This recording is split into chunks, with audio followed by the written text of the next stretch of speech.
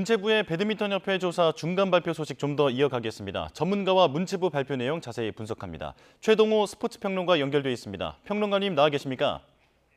예, 안녕하세요. 네, 안녕하십니까? 자, 생각보다 예. 정부의 조사 강도가 높았던 것으로 보입니다. 중간 발표인데도 고치고 바꾸겠다라는 확실한 발언들이 많이 나왔는데요. 가장 큰 변화는 뭐로 보셨습니까?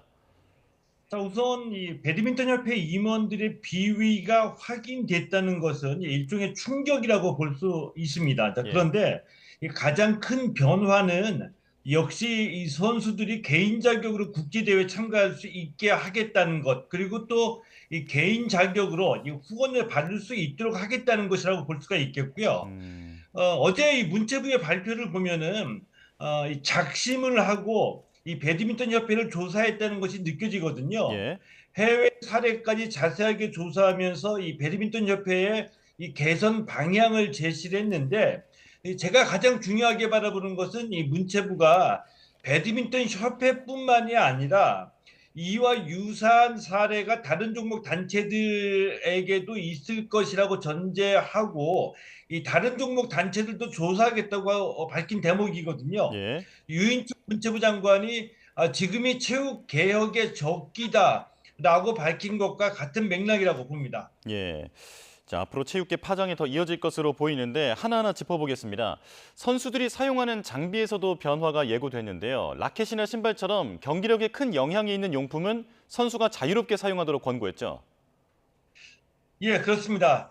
특히 선수들이 사용하는 경기 용품은 경기력에도 영향이 많이 있거든요. 뭐 대표적으로 신발 같은 경우에 뭐 선수가 아닌 일반인도 자신의 발에 맞지 않는 신발을 신게 되면은 굉장히 불편하고 뭐 피로도가 쌓이게 됩니다. 네. 뭐 선수가 경기할 때 신는 신발의 중요성 뭐 따로 언급할 필요가 없다라고 보는데요.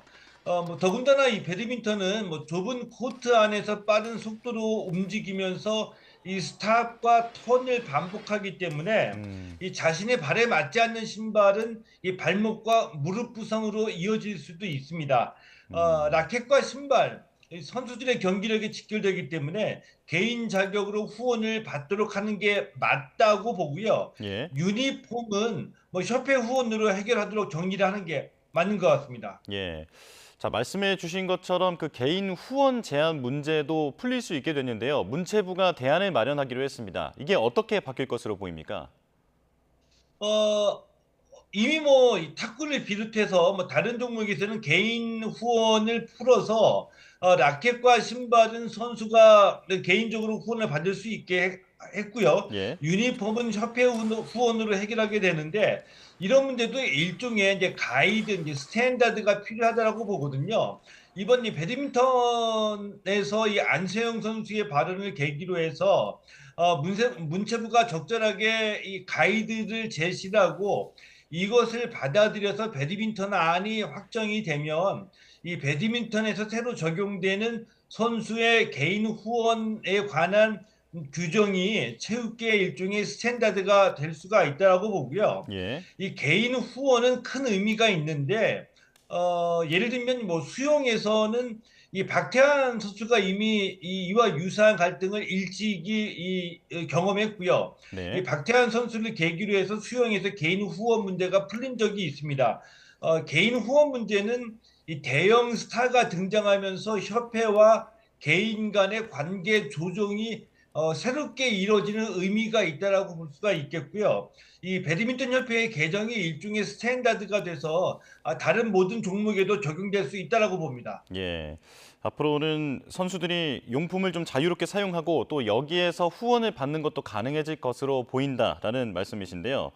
자, 그리고 또 안세영 선수가 7년간 막내 생활에 시달렸다라고 호소했던 부분이 있는데 이 부분은 어떤 언급이 있었습니까?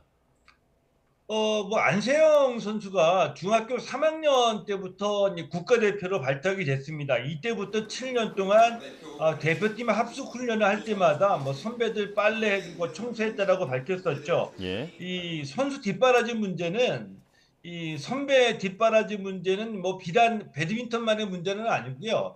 체육계의 전반적인 이 후진적인 문화라고 볼 수가 있는데, 인권 침해이고 또 이 훈련의 효율성도 상당히 떨어집니다. 때문에 음, 이미 오래전부터 이런 후진적인 체육계 문화는 인권 침해로 지적을 받았고요. 개선을 요구받아왔습니다. 예, 우선 지금도 체육계에서는 개선 중에 있다. 이런 말씀 먼저 드리고 싶고요. 자, 문체부도 개선을 하겠다고 밝혔습니다. 자, 예. 이런 문제는 뭐 체육계에서도 공감하는 분들이 많이 계시기 때문에 개선돼야 될 문제이고 개선을 위한 노력이 계속해서 이어지면 바뀔 수 있다라고 봅니다.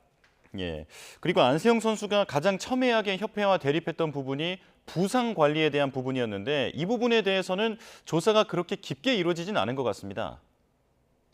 예, 그렇습니다. 이 안세영 선수는 지난해 항저우 아시안 게임에서 부상을 당했고요. 그 직후에 진료를 받았는데 이 최초 진료에서 오진이 있었다고 밝혔습니다. 그리고 음, 제대로 된 부상 관리가 이루어지지 않았다라고 얘기를 했는데 어제 문체부 발표에서는 이 부상 관리에 대한 별도의 언급이 없었습니다. 예. 자, 오진과 관련된 부분은 전문적인 의학 분야이기 때문에 오진임을 확인하는데도 뭐 시간이 걸리거나 논란이 있을 수도 있다라고 보고요. 이 부상 관리 부분은 안세영 선수와 안세영 선수의 이 부상 관리에 대한 요구 수준과 협회가 감당할 수 있는 부분에서 어느 정도 차이가 있을 수도 있다라고 보는데 어제 문체부 발표에서 부상 관리 부분이 빠진 걸 보면은 이 부상 관리에서 특별히 문제되는 점은 발견하지 못한 것이 아닌가라는 생각이 들기도 합니다. 예. 자, 체육계 전반에 대한 질문도 드리겠습니다. 진정호 의원이 그 체육계 비리 제보를 받고 있는데 이 센터에 이미 70건이 넘게 접수가 됐다면서요. 예, 그렇습니다. 예, 안시영 선수의 발언을 계기로 해서 예, 국민의힘 진종호 의원이 체육계 이 비리 국민제보센터를 개설을 해서 비리를 제보받았는데요. 뭐 이미 그 70여 건 정도가 접수가 됐다라고 밝혔습니다. 대표적으로 이 사격연맹은 파리올림픽에서 메달을 딴 선수들에게 아직까지도 포상금을 지급하지 못하고 있는데, 그러니까 예. 그런데 연맹 직원들은 상여금을 나눠 가진 의혹을 제기하기도 했습니다. 이게 만약에 사실로 확인이 되면 도덕적인 파탄이라고 볼 수도 있겠고요. 예. 또 이와 별개로 또 이 전국체육대회에서는 강원도에서 레슬링 선수가 이 육상 선수로 참가하도록 강요를 받았다는 이런 의혹이 또 제기되기도 했습니다. 예. 70여 건 정도의 이 비리 접수가 그동안에도 유사한 사례가 계속 발생했던 이런 유형의 인권 침해 및 불공정 사례인데요. 국민의힘 이 진정호 의원이 이 접수한 이 제보들 전부 다 이 의혹에 대한 사실 여부를 가려서 책임 유무를 밝혀야 될 필요가 있다라고 말씀드리고 싶습니다. 예. 자, 체육계 많은 변화가 예상되는데 한편으로는 메달리스트 정도 되어야 이런 목소리를 들어주는 것 아니냐라고 하는 어떤 자조 섞인 비판도 나옵니다. 자, 스포츠계 내부의 자정작용에 대해서는 또 하실 말씀이 있으실까요? 스포츠계 내부에 자정 능력이 있었다면 이와 같은 그러니까 제보로 접수되거나 안세영 선수의 배드민턴 협회와 같은 일들은 이미 어느 정도 많이 개선이 됐기 때문에 이루어지지 않았을 거라고 봅니다. 예. 이미 10여 년 전서부터 체육계 내에서 많은 사건 사고가 발생했고요. 심각한 인권 침해 사안도 발생해서 개선과 개혁을 요구받아 왔는데 아직까지도 이런 일이 반복되고 있다는 점에서는 체육계의 자정 능력을 심각하게 의심할 수밖에 없고요. 이런 의미에서 체육계 외부의 스포츠 윤리센터가 만들어지고 많은 제도가 만들어지기도 했는데 체육계 외부에서 지속적인 관심을 갖고 개혁을 요구해야지 바뀔 수 있다라고 봅니다. 예. 알겠습니다. 여기까지 듣겠습니다. 지금까지 최동호 스포츠 평론가와 함께했습니다. 고맙습니다. 예, 고맙습니다.